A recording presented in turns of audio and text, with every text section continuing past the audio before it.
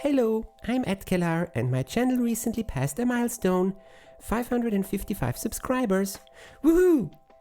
Now how could I not use that opportunity to make a special little video featuring everybody's favorite timer chip?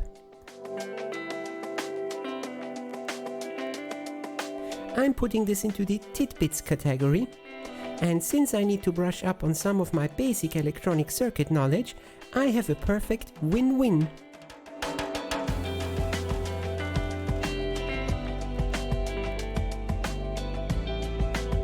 The chip is so common that it exists in many different revisions, made by lots of different manufacturers.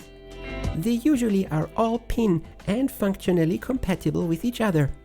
Differences are only noticeable in the operating parameters like maximum frequency, accuracy, temperature, and supply voltage range.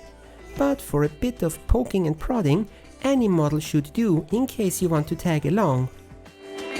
There are many tutorials about the 555 out there, some even on YouTube.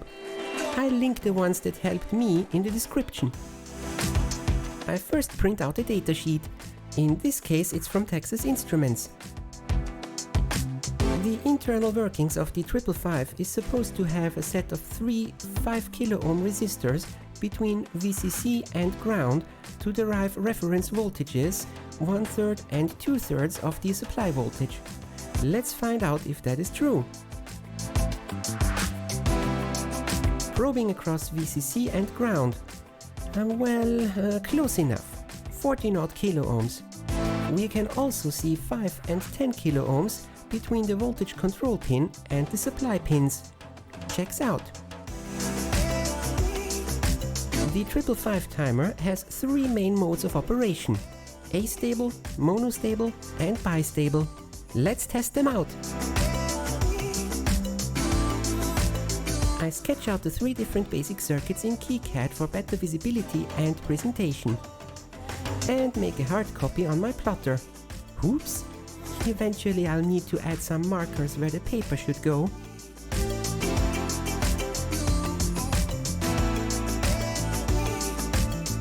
Next, I calculate the capacitor I need for a 1 Hz operation, given the 22 kilo ohm trimmer I want to use for the resistors. 44 microfarad. Okay, let's go with 47 micro. First, astable. That means that the output of the chip is toggling between states without input. In the 555 timer, this is done by a capacitor. The capacitor charges across a resistor pair from the supply voltage. When it reaches a specific threshold, the connected pins of the chip will trigger the output. For simplicity, these pins are called threshold and trigger. Funny coincidence, eh? But seriously, once the output is triggered, the discharge pin will be pulled low too. That causes some current to flow from VCC to ground via one resistor, as well as discharging the capacitor via the other. Once the voltage on the threshold goes below a certain point, the chip will reset the output and the cycle starts all over. The combination of the two resistors and the capacitor defines the frequency, while the ratio between the resistors defines the duty cycle, i.e. how long the on period of the signal is compared to the off one. I used the potentiometer to try that. Careful when you adjust the potentiometer. If you turn it too far towards VCC, the chip will try to short your power supply.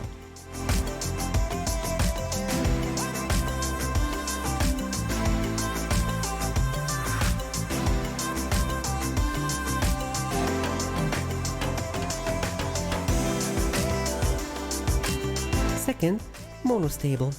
That means that the output will remain in one state, off in this case, until an external impulse triggers a transition, but will eventually, on its own, return to the stable state. It is stable in one state, hence monostable. The circuit is a bit simpler than the astable version. The trigger is used to turn the output on. I had that wrong in my first revision though. It is active low. That means it needs a pull-up resistor and a switch to ground. When the trigger is activated, the output turns on and the capacitor charges. Once the threshold is reached, the chip resets the output and discharges the capacitor. We can use this circuit to debounce a switch and to have a set active time no matter how quick a pulse is on the input. Again, careful with the potentiometer. The discharge pin gets shorted directly to ground. Third, bistable. As you might expect, this is the version where the 555 is used just for the built-in flip-flop and no timer component is used at all. Thus, both states, on and off, are stable until an external trigger transitions them. Since there is no analog component, we can also remove the 10 nanofarad capacitor on the control voltage pin. It is the simplest circuit and connects both the trigger and the reset input to switches and pull-up resistors.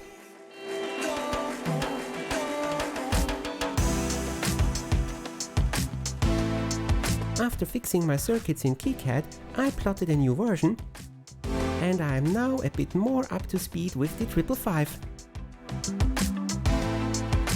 The C64 uses a version of this chip, the 556 timer, which is just two of the 555s in one case.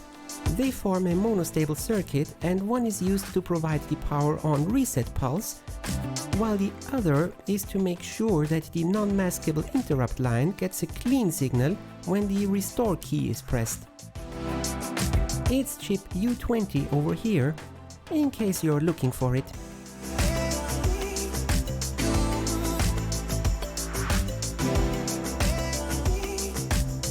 And that's it for another Tidbits video. Thanks for all the subscriptions. See you next time!